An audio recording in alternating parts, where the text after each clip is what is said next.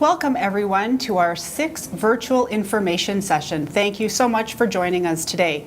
My name is Aileen Giesbrecht, Returning Officer for the 2025 Edmonton election. I would like to welcome my colleague David Jones, Branch Manager for Community Standards, and I'm now going to turn the floor over to him to do a land acknowledgement. Thanks, Aileen. My name is David Jones and I'm the Chief Bylaw Officer for the City of Edmonton and Branch Manager for Community Standards. I'll start today by offering a land acknowledgement.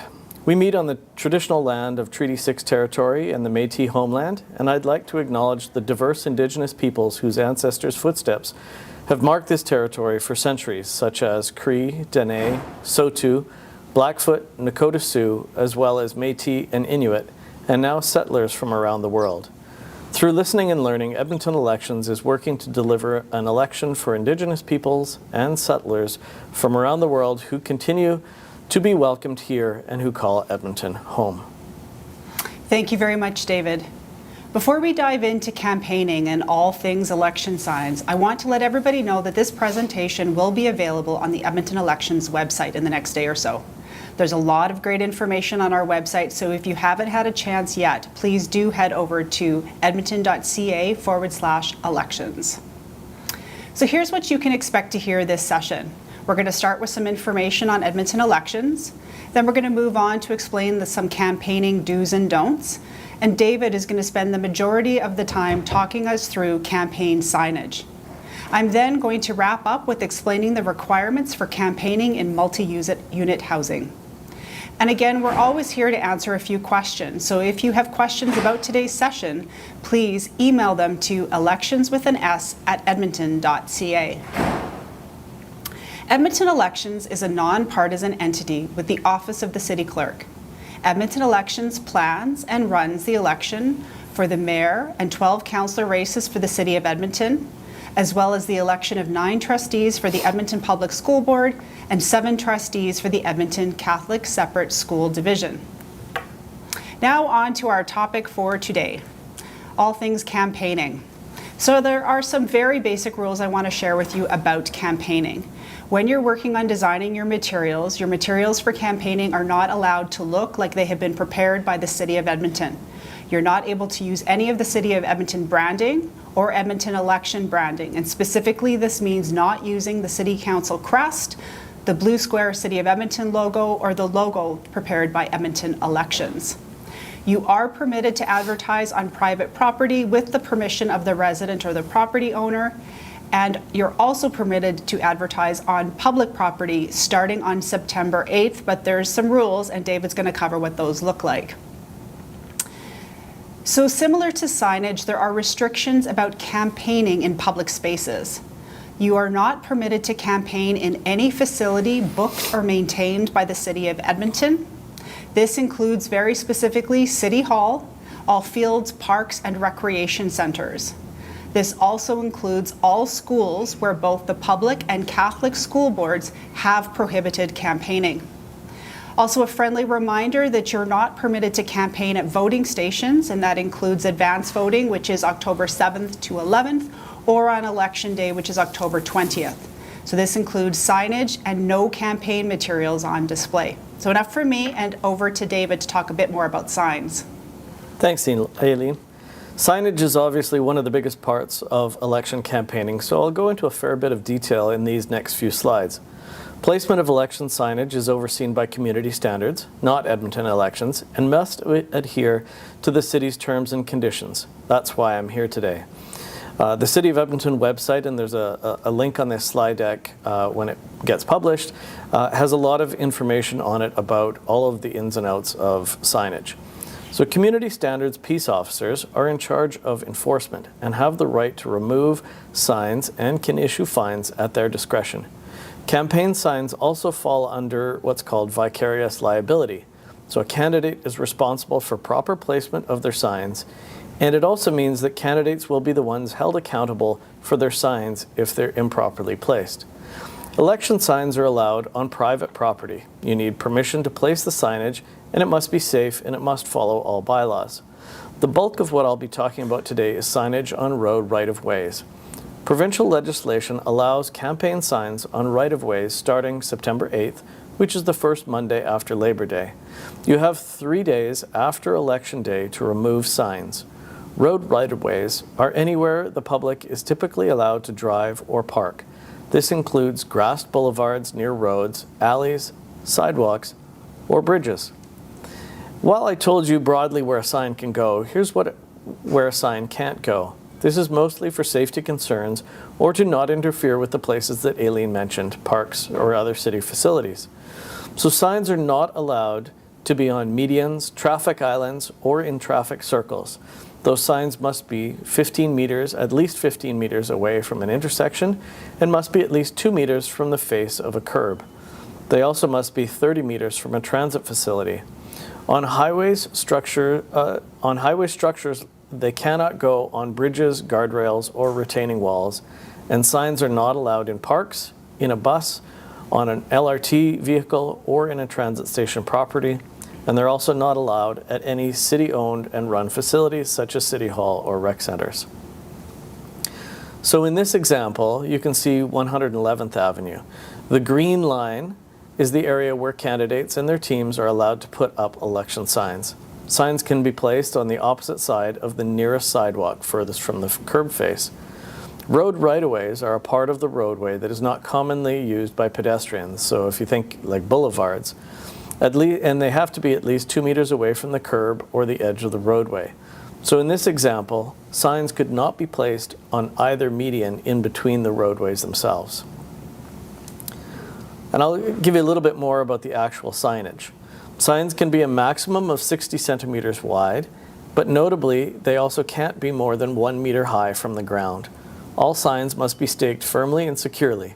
They can't be electrified or inflatable. They have to be in good shape, and a campaign is responsible for removing derelict, damaged, or unsightly signs, or else they might be removed for them.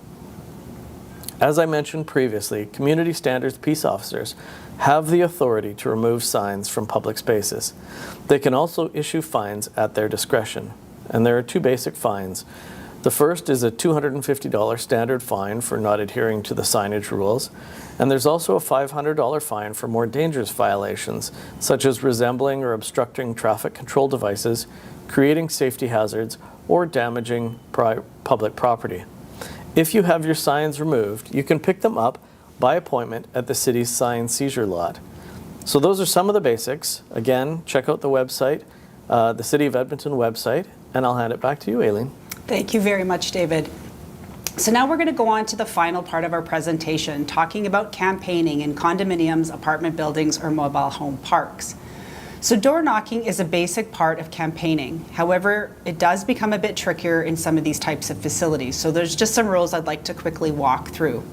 So first of all, candidates and their teams have a legislative right to campaign in these spaces, but there are some restrictions. Campaigning is permitted in common areas, places like hallways, but candidates are not entitled to access secure or private areas or to enter individual suites. You must be invited to enter into these spaces. Best practice is that a candidate or your team should connect with the property manager in advance. And if property managers have any questions about the legislative requirements, they're always welcome to give Edmonton Elections a call or send us an email. Residents are able to at any time ask anybody who's campaigning to see their proper documentation. So there are 2 forms necessary for campaigning in multiple unit dwellings. These forms are required to be carried on your persons while campaigning. Form 11 is for candidates and official agents. These forms are required to be approved by Edmonton Elections in advance. And Form 12 is for your campaign workers and also must be signed not by Edmonton Elections but by the candidate. That candidate is required to have submitted the nomination papers or a notice of intent with Edmonton Elections, and both of these forms can be found on our website. And just a thank you to all the candidates who have already had their Form 11 completed. So thank you very much. So now we're going to dive into some of the questions that have been sent in. So if you are watching live, there is still time to submit your questions to elections@edmonton.ca. So the first question here is probably a bit of an easy one. There are some great, very large roundabouts in the city. Am I permitted to put some campaign signage on those traffic roundabouts? That's a great question. So unfortunately, while I appreciate that it gives some great exposure to candidates, anything inside of a traffic circle is a no-go from the perspective of election campaigns. It just creates safety hazards that we can't allow. Thank you, David. So just a quick follow-up. So if a campaign has put their signs on one of the large roundabouts at the city, and your team does pick them up, how can I get those signs back? Yeah, that's a great question. So if you are a candidate and you need to reclaim your signs, you can call 311 and ask to be put through to the Community Standards Peace Officer team to organize a pickup time for those signs. Thank you. Okay, another question here. I'm running a campaign. I'm about to be launching my signs, but I'm worried my signs might get vandalized. So what do I do if I find out that my signs have actually been vandalized by somebody? Yeah, great question. So that's outside of the scope of my team because they monitor sign placement. But vandalization can constitute a mischief under the criminal code, and it's something that you could report to the Edmonton Police Service for them to look into. Thank you, David. I see another question here. What do I do if I see campaign signs on public property and I'm pretty sure that they shouldn't be there? Who do I report them to, or can I just remove them myself and throw them in the garbage?